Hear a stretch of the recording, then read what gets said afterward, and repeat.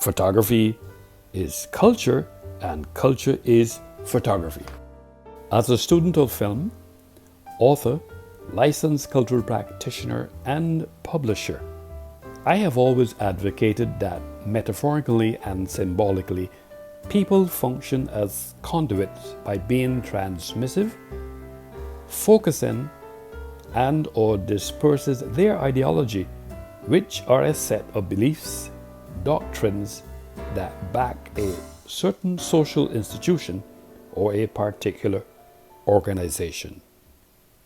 Correspondingly, their philosophy refers to looking at life in a pragmatic manner and attempting to understand why life is as it is and the principles governing behind it. For example, developing mindfulness in photography is therapeutic because it unmasks the realities we thought we knew. Photography is a form of self-expression. This is also therapeutic because it enables people to enhance understanding and learning, which is also a way of healing. Photography helps improve everyday experiences. To put things in context, it should be noted that in the scheme of things, the invention of photography would revolutionize culture and communication in the West forever. The British inventor Fox Talbot produced his first successful photographic images in 1834 without a camera by placing objects onto paper brushed with light-sensitive silver chloride, which he then exposed to sunlight. The word photography literally means drawing with light and was supposedly first coined by the British scientist Sir John Herschel in 1839 from the Greek words phos, meaning light, and graphe, meaning drawing or writing. Therefore, a person who takes photographs, especially one who practices photography professionally, the said photographer can take a photograph, also known as a photo, is an image created by light falling on a photosensitive surface, usually photographic film or an electronic image sensor such as CCD or a CMOS chip. The process and practice of creating such images are called photography. The essential purpose of photography is communication. Few people take pictures solely to please themselves. Most of us take them because we want them seen by others. We wish or are compelled to inform, educate, entertain, reform, or share some experience with others. Another word for photography is portrait making or drawing. Basic photography concepts such as aperture, shutter speed, ISO speed, and exposure can be categorized as photographic jargon. Photography is all about light. You use aperture and shutter speed to achieve the proper exposure while taking into account some important side effects you should be aware of. A good photographer must have a very keen eye for detail to ensure that all elements within the photo, the lighting, the composition, the subject, and everything else in between work together harmoniously to convey the right vision or message. Even the tiniest detail can make or break a photograph. Here is an interesting fact. Most people like taking photos because it was possible to look natural and happy while getting their pictures taken. The era of smiling faces began with the democratization of the camera and people's urge to keep memories of happy times like holidays captured on film. Now that I have fleshed out the positive construct, photography is culture and culture is photography, I believe that the essential purpose of photography is communication. Few people take pictures solely to please themselves. Most of us take them because we want them seen by others.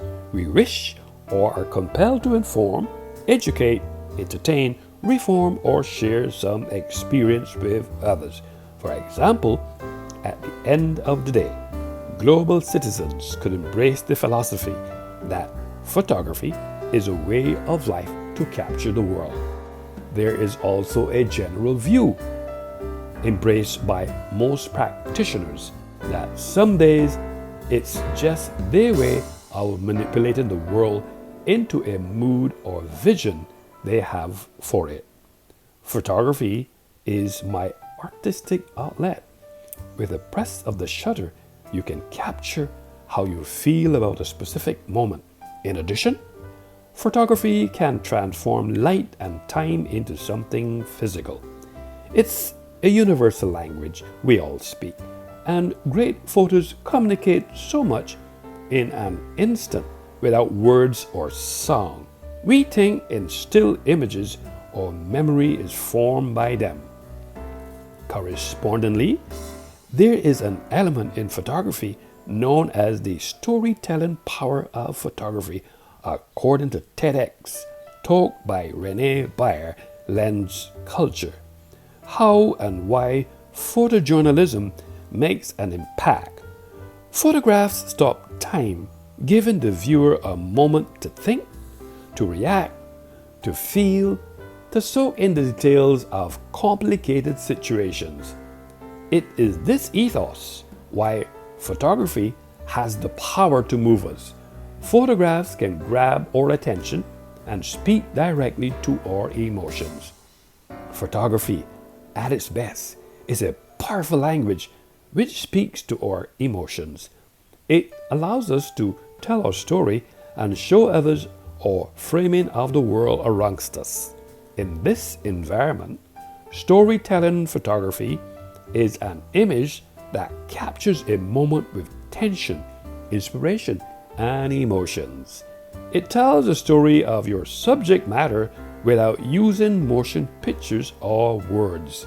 Therefore, stories are integral to human culture and storytelling is timeless. In photographic practice, visual storytelling is often called a photo essay or photo story. It's a way for a photographer to narrate a story with a series of photographs. Photographs can become powerful images, especially when a powerful image is one that looks real. Remember, you are trying to evoke an emotion, a genuine feeling in the viewer that connects them to the photograph. You want your viewer to mentally put themselves in the photograph, or at least feel like they are in the same space as they view it, a view espoused by Mark DeLong.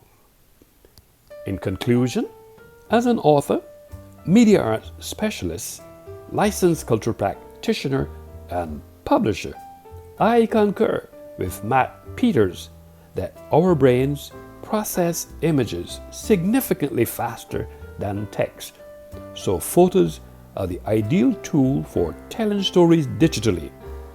Many photos can have the power to stand alone as a story. Even if storytellers are using a caption to convey more of the story, their image needs to be captivating enough to draw intrigue. Photography is culture and culture is photography. Consequently, photography is a great hobby and it can be very relaxing. This way of life accentuates the positive because photography can teach us about our surroundings and how each of us fits in the scheme of things.